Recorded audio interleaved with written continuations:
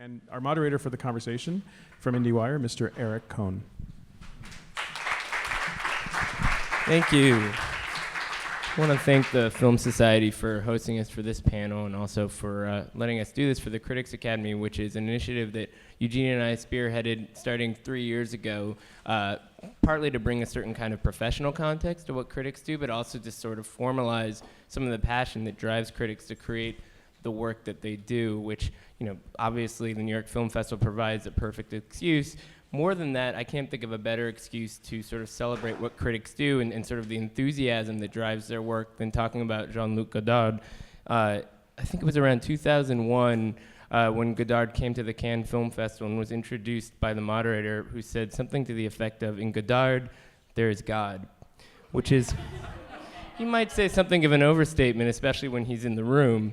But given the fact that Monsieur Godard is not here tonight, and yet his presence is felt everywhere, it may be more accurate than ever before. Fortunately, we do have several very remarkable guests, and we feel very privileged to have them all here tonight, because I think the conversation that we can create in this room in a very short period of time is sort of designed to represent the many different understandings of Godard across generations and across different kinds of frameworks for understanding his influence and his artistry, and that includes both from a critical mindset as well as from a practical one. So I'd like to introduce our guest tonight, starting with someone who has been, I think, closer to Godard in the last year or two than any of us, and that's the star of the film that some of you have seen, Goodbye to Language, Ms. Héloïse Godet.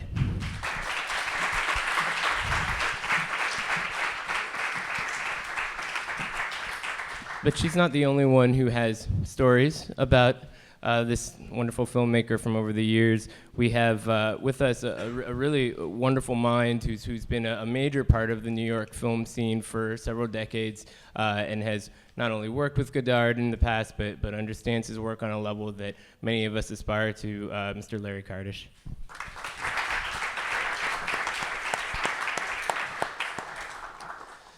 Now, along similar lines, it's one thing to understand Godard's work, to see many of his movies. It's another thing to say that you wrote the book on him. So please join me in welcoming Mr. Richard Brody.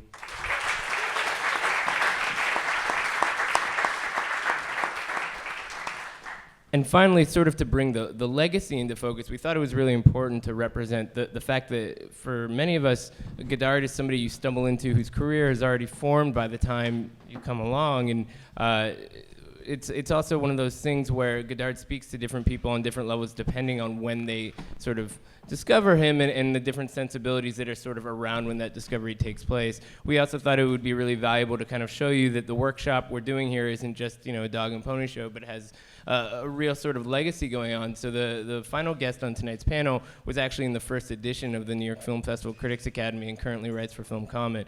Please join Max Nelson.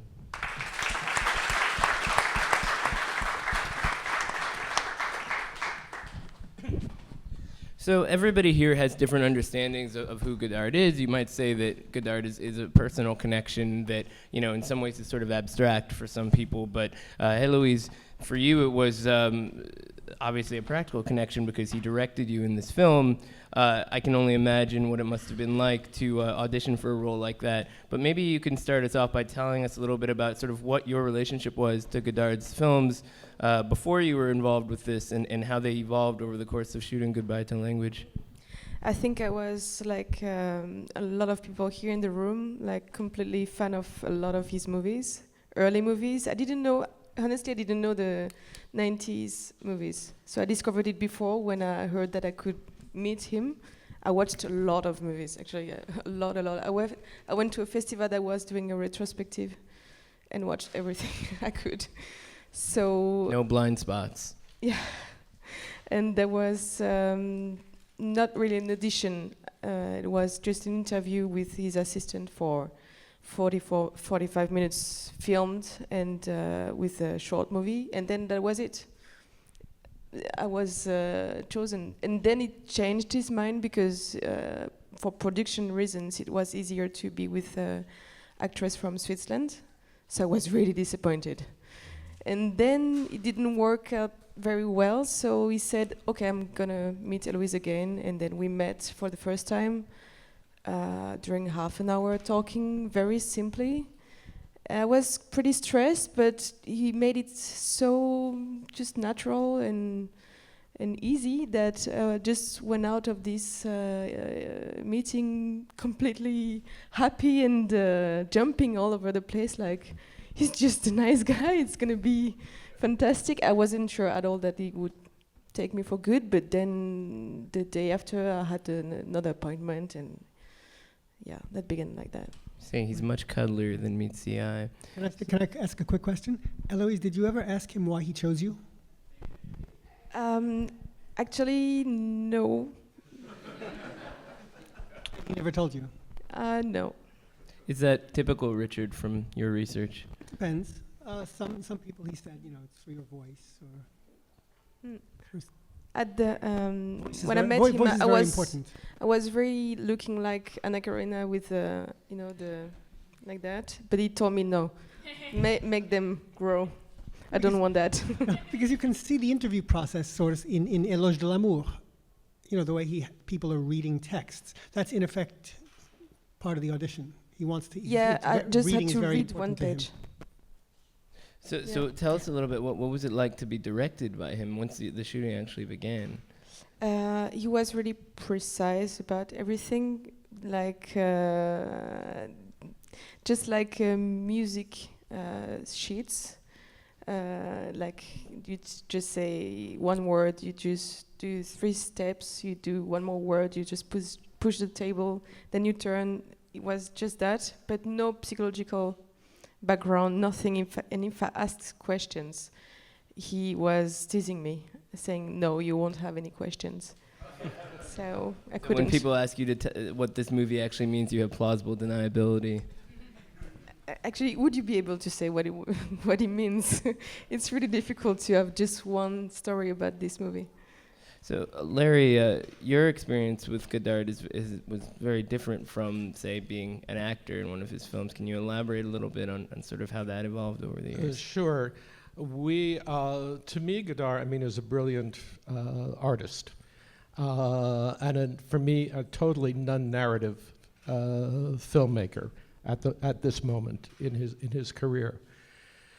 We at MoMA, I worked there for 44 years, and we commissioned a work by Godard called, which ended up being called The Old Place. And my experience with Godard has been one of kind of constant betrayal in a way. He is not someone to be fully, in an economic sense, trusted. We had, but our experience with Godard started before that, when we did a major film retrospective called Son Image, in which we had my colleague Mary Lee Bandy published, edited a book about him. I got together all the films and videos at that point, and it was a kind of it was a labor of love. And he was supposed to come to the opening, and the night before the show opened, we received a 16-page fax saying why I'm not coming, and I found the explanation somewhat tendentious, and we were in a fury. But the show was a great success, because the works are so powerful and original. Then I had a contract signed by him. Colin McCabe and I went to Roll to have him sign this contract for a work that he was to deliver on the occasion of the millennium. And the work was going to be made in 35 millimeter. It was going to be at least an hour. He was going to deliver it with subtitles. He was going to come to New York to shoot at the Museum of Modern Art, and with the woman who was basically the trustee who financed it. None of that happened. And what was delivered was something else. I thought it was a diminution of what he'd agreed to do. And not only that, he basically gave the work to a DVD producer elsewhere, not respecting MoMA's copyright, but taking the idea that, you know, in France there is the artist's right, there's the moral right of the artist. So there are a lot of kind of questions about working with Godard, but he does deliver something original and strong, and the work, even though it is, for me, emotionally disengaged, intellectually it's very much engaged. So, Richard, one of the things that Larry seems to be hitting on is that, you know, he's not the easiest guy to work with, even though, you know, the end result sort of speaks for itself. And yet, as Eloise says, you know, there's a precision to the way that he sort of puts his vision together. So, given the fact that you scrutinized his entire body of work for the book that you wrote, you know, how do you sort of reconcile those two things? You know, I mean, it's very challenging to kind of collaborate with this person in a medium that's sort of based on collaboration to some degree, and yet the precision always seems to be sort of intact to some degree. There are many possible interpretations of the term collaboration, and I think Godard has his own ideas on the subject. And I don't mean that ironically. He's always sought a particular kind of engagement or involvement on the part of people he's worked with, but not necessarily the kind of collaboration that is reflected in the classic director-actor relationship of defining a character, possibly improvising in the course of a shoot, but more of an intellectual engagement with the material of the film, the text that the film is based on, the underlying subject of the film, even the title of the film. You know, for instance, one of the things that interests me is in other shoots of Godard's, he would, you know, spend time talking with the actors, you know, in the lobby of the hotel, and it's imaginable that he would say to you, well, what does Adieu au langage mean to you? Like, well, what does it mean to you to be in a film called Adieu au langage? That's exactly the sort of thing that he very often did in particularly the films of the 80s, 90s, where he wanted actors to be engaged with him in let's say the ideation, the intellectual creation of the film. You know, there's that wonderful line in this film, you know, I detest characters. He detests characters. It doesn't mean he detests people. On the contrary, it's that he has particular ideas about what constitutes the cinema and how his actors are supposed to project identity and ideas in a movie, which is both based on but different from what happens in the classical narrative cinema. All a long way of saying that, you know, for instance, Eloise, I'd like to plug a piece that Eloise wrote for Cahiers du Cinéma, a wonderful diary of the shoot.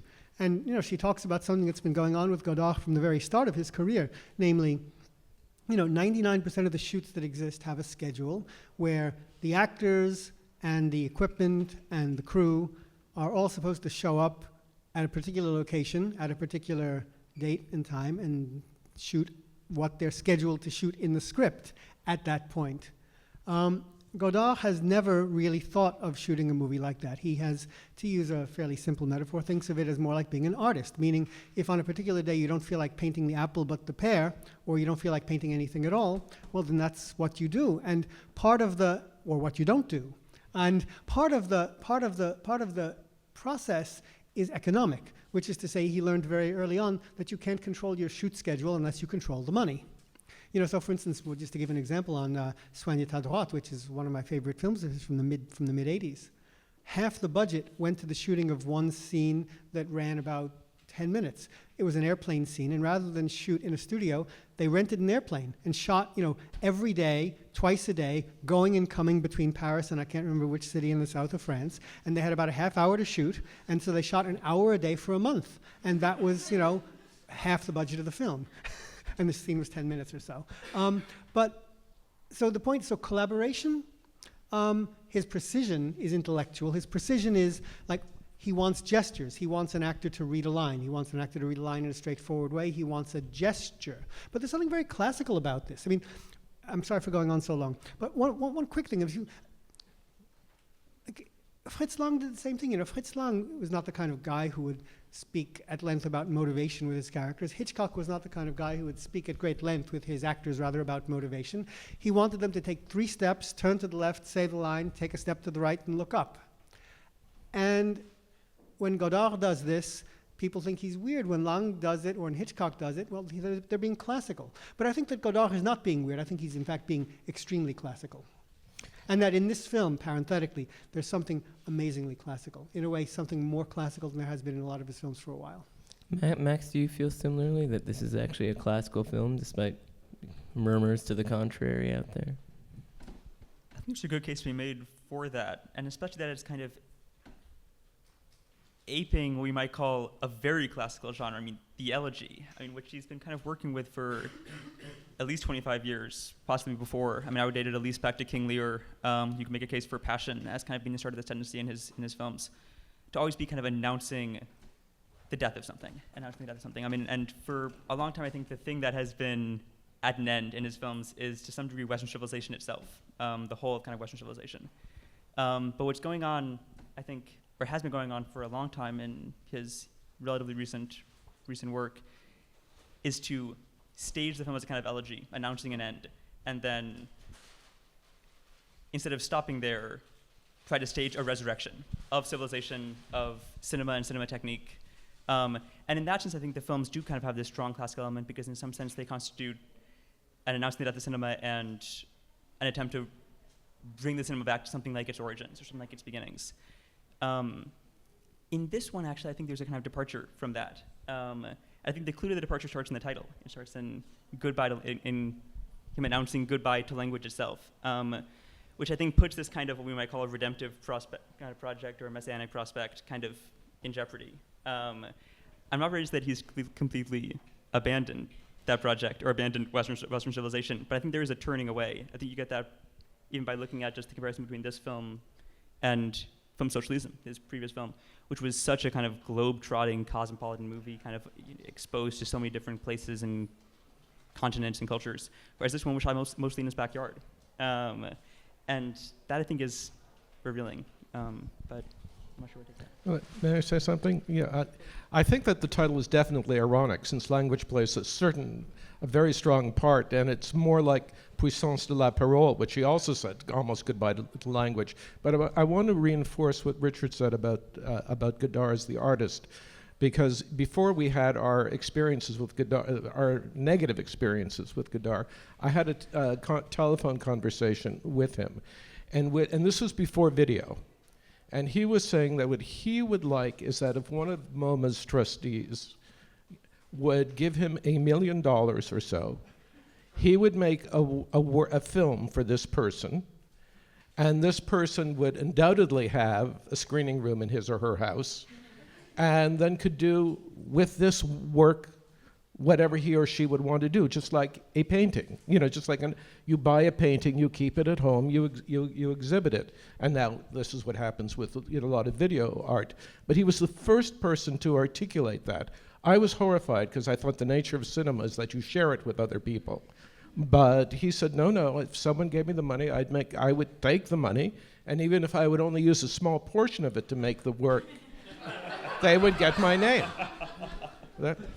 I just want to, I want to address what Max said, because I actually think the opposite. I think I love the fact that you use the word resurrection. I think you're exactly right.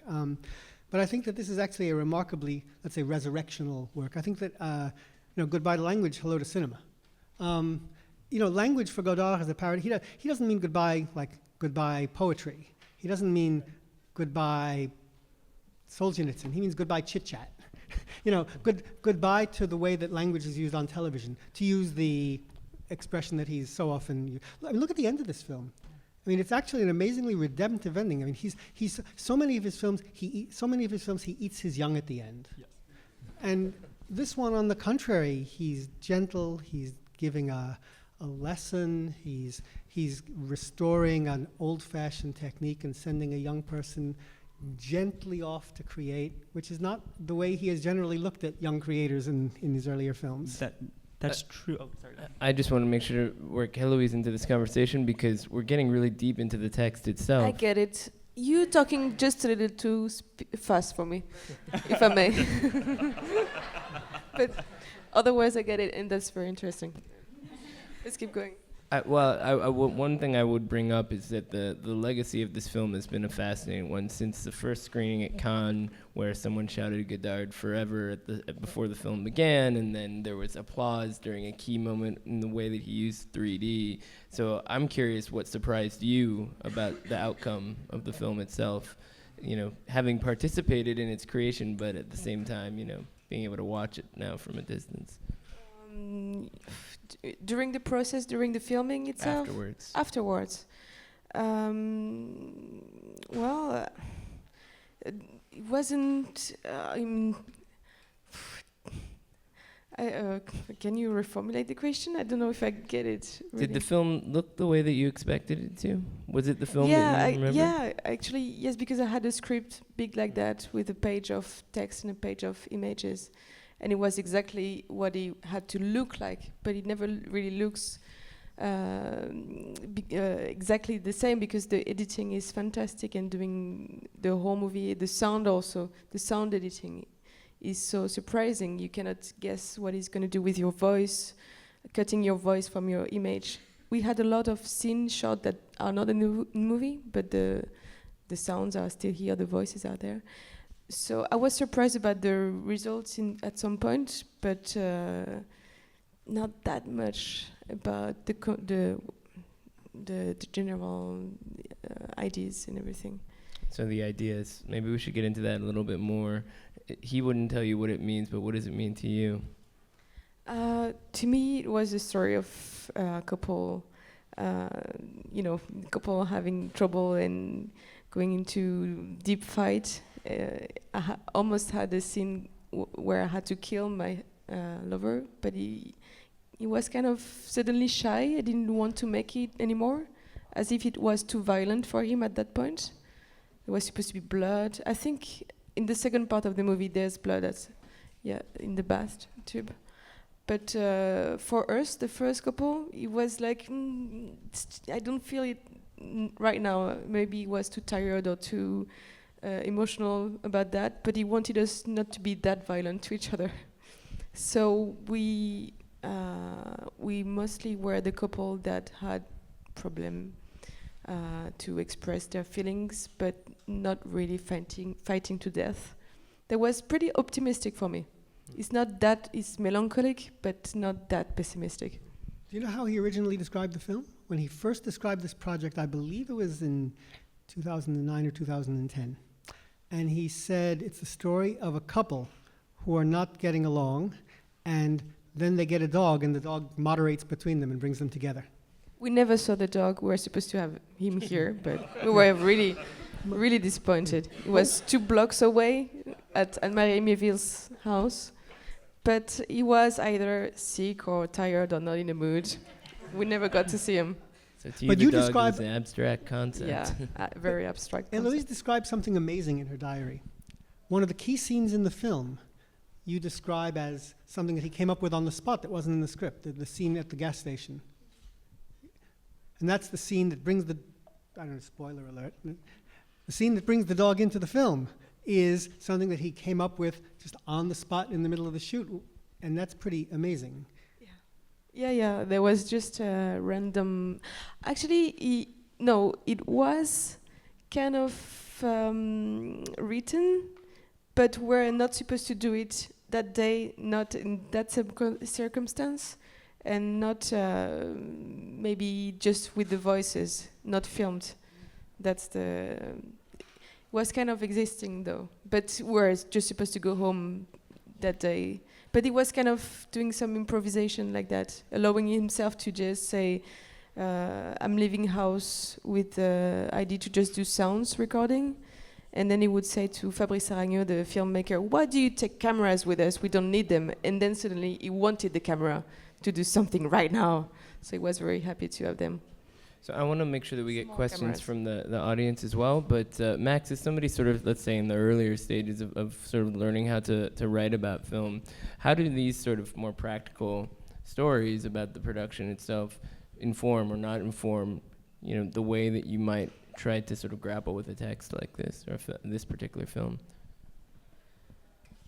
I think you start with the text. I mean, I think you have to look at it, think about it, look at it again,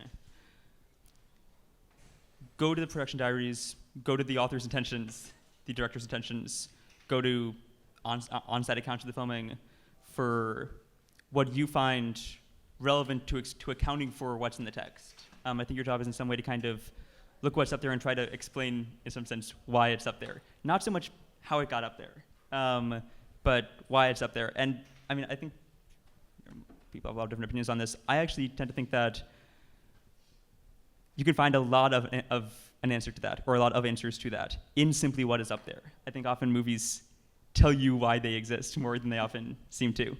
Not that they tell you everything. And I think it's very helpful to go to this information and to have a sort of context for where the movie came from, what kind of production circumstances the movie came out of, what kind of political circumstances the movie came out of, especially. In terms of details of the production, I tend to think by what processes did this movie come to be is not the most interesting question. But that's... I didn't get anything. Sorry. Explain later. Do we have questions in the audience? Yeah, on the way back. Just wait for the microphone because we're recording this. Two questions for the panel. One, is it entirely irrelevant or coincidental that in English the word dog spelled backwards is God? And second, what do you make of the comments about no Nobel Prize for music or art? In the context of your own discussions, is that just a throwaway line, or what do we make of that in your interpretation of the film? Well, I think that Godard plays with words, and he was obviously aware that dog spelled backwards is God, and you can make of it what you'd want. And secondly, I think that Jean-Luc would love to win a Nobel Prize as an artist, not a filmmaker, but as an artist. That's my reading. I was thinking that, it's for instance, I just want to throw something in parenthetically because it's kind of hard not to address this without mentioning it. This film is full of references to his own other films of his. Like the Solzhenitsyn line is in France Tour des Tours des Enfants, and it's also something he said to me when I met him. There are lines that are from King Lear, the bit about abracadabra, Mao Zedong, Che Guevara, the blank book from In Praise of Love, the gas station from Hail Mary. There are little snippets of his other films here. But one of the things that is important for Godard is the contrast between let's say the essence of the art and the glory, the public image, the fame that it creates for itself and for the artist. And I think what he's trying to say is, literature comes at you with its chest swelled out, so to speak. There's a kind of pride of place of literature in the arts. Language, adieu au langage, farewell to language. It's that kind of literary bravado, that literary pride that is for him part of the problem with bad movies. The movies that he would love, that he loves, have more music and more art, the kinds of arts that do not have Nobel Prizes attached to them. I think one thing to say is also that it's a really cheeky movie, and it's a really funny movie. And Godard is always kind of throwing in little digs at his enemies or throwing in little points of self-aggrandizement into his movies. It's something he's been doing for a long time. When he worked the Norman Mailer episodes into King Lear to some degree.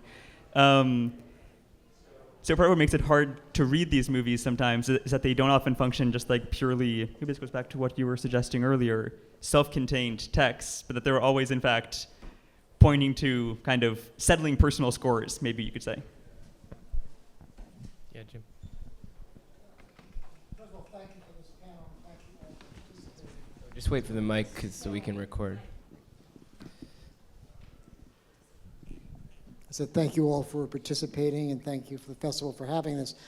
This film I'd like you to talk about, though. This film, for me, is quite spectacular, and it moves forward in his own creativity for me. Once I gave up trying to understand it, it was such a spectacle of visual pleasure and nature, of all things. And I'd like to know individually what you saw and see in this film that is different in Godard's journey?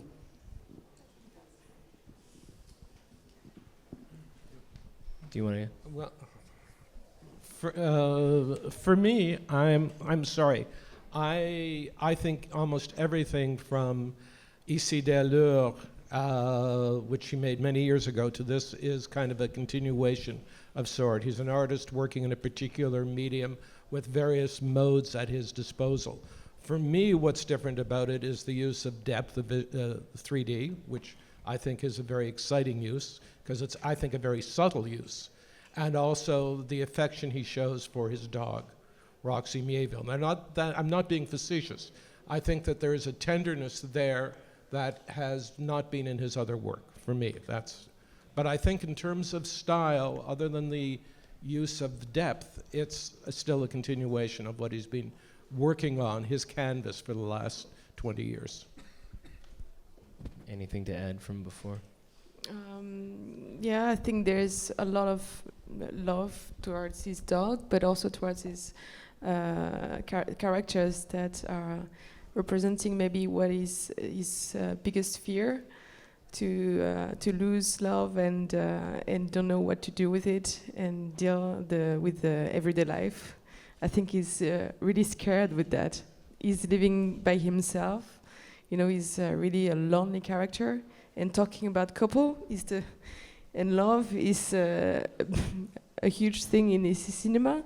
But I think what was new is that he was talking a lot about social things, political things. I mean, with Film Socialiste, he was not that much into love. And I think it's a movie really full of his way of getting back to everyday life. He's talking about society, about the world, but getting more and more closer to him. I think it's a really intimate movie to me. Nice. I want to second or possibly third, the reference to Roxy. I think the use of animals in this movie is completely remarkable. And I think maybe even more than the 3D is what kind of brings the movie forward in Godard's career. I mean, it's, to go back for a second to what the goodbye in the title is directed at, or what Godard is saying goodbye to. I think to some degree, not completely, but to some degree, he's saying goodbye to humanity. I mean, if the movie started as a sort of a couple that learns to communicate by way of their dog, I think to some degree by the end of the shooting, or by the end of its realization, it had become a film about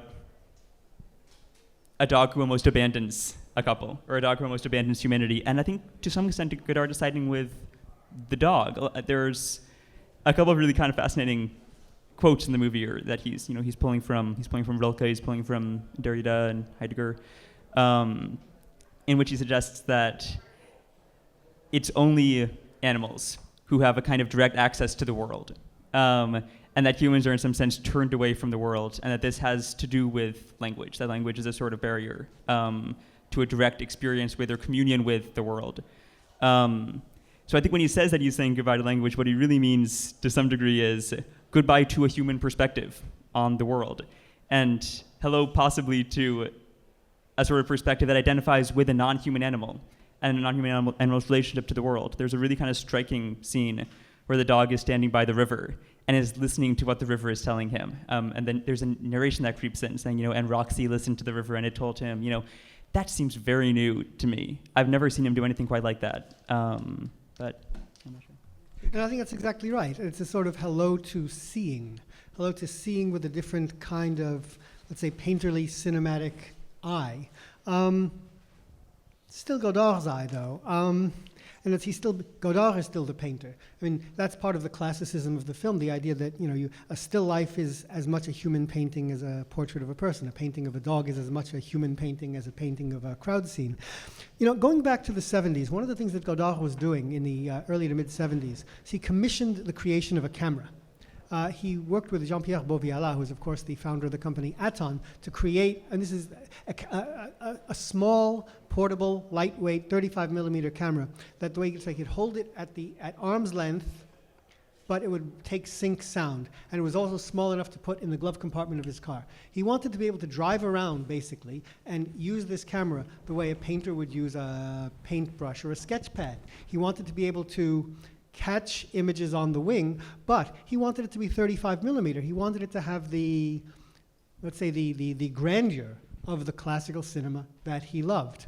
And it is not an accident that he achieves this finally with 3D. Even though he's using, for the most part, consumer-grade video, if you look at where Godard comes from critically, the word depth of field, has a very distinctive meaning in his critical origins. I mean, he's, the filmmakers, the god, so to speak, of cinema when he was starting out was Orson Welles. And one of the things that Orson Welles did was to more or less invent the creative use of depth of field in the modern cinema.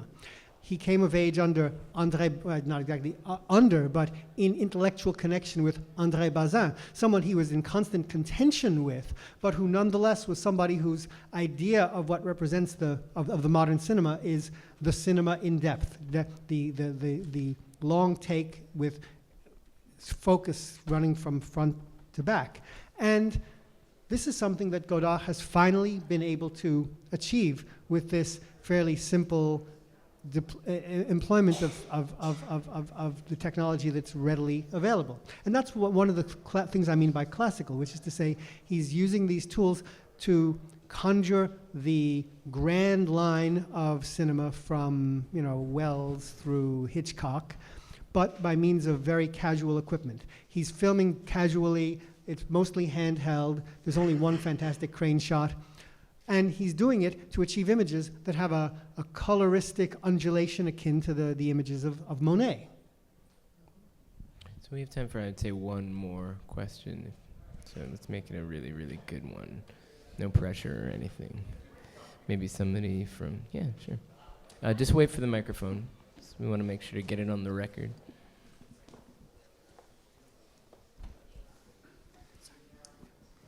I've been wondering for a very long time, for me, and I don't know the critical if this has been written about before, but Godard's, say, 60s films, maybe going up to early 70s, there was this joie de vivre, excitement, and a lot of it paralleled his relationship with Anna Karenina. How do you pronounce her name? Karina. And I was wondering if, and I know he sort of said when he was questioned at the time, like, oh, that's boring to me now, I'm doing this other thing, and that's that. But it seemed almost psychologically like having to do with the end of his relationship, and I was just wondering what the expert view is as to why, because he said I'm never really going back to those, and as far as I can tell, he hasn't quite. Yet he was such a master of it, and it was so wonderful and fresh, and he certainly could still do it, I think. Or I'm also asking, can he still do it? Just if you could discuss that change from that earlier films to his. I think Richard should do that. He just wrote the book, and it's a great book, by the way. You should read Richard's book, but you talk about this. Oh, it's a terribly long story, and I kind of, but no artist goes back. In short, no artist goes back. It's not that he lost his technique. I mean, he went through many changes, political, personal. The relationship with Anna Karenina was not exactly as joyful as you might be led to believe from seeing some of the elements in the films, or rather, you can also see the other side of those relationship in the films. The films in the mid-'60s were films of crisis, were films of dissolution, romantic, political, personal. He had certain intellectual goals, and I don't mean that he wasn't able to fulfill at the time. He was looking for a certain idea of cinema. It took him a very long time to begin to work it out. It was related to the possibility of working through the history of cinema by means of video. It's true that the last 40 years of the career have a sort of unity, a sort of coherence, under the sign of the conjunction of video and film, which is the retrospective that Larry was talking about in the early 90s.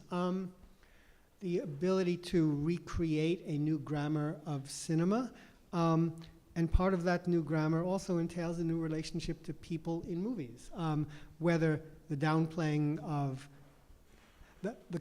character in favor of presences, even in our figures in a Bressonian sense, or as Max says here, the elimination of the human perspective altogether. And certainly one of the most interesting things in this film is I get the feeling that the characters melt into the film even more than in others of his films, and that the stories of the production, I mean, I'm always interested in the stories of production. I think that Godard's films are singularly permeable to the conditions of their production, but that in this particular case, it's less permeable, that there's actually a little more closed offness in this film than in some of his more recent films. It's a long way of saying that he keeps on going forward, and if you look at the history of art, artists who go forward very often leave behind the people who were there with him at the beginning. You know, late Beethoven is more difficult than early Beethoven. You know, late Delacroix is flowers in vases. It's not heroic battle scenes.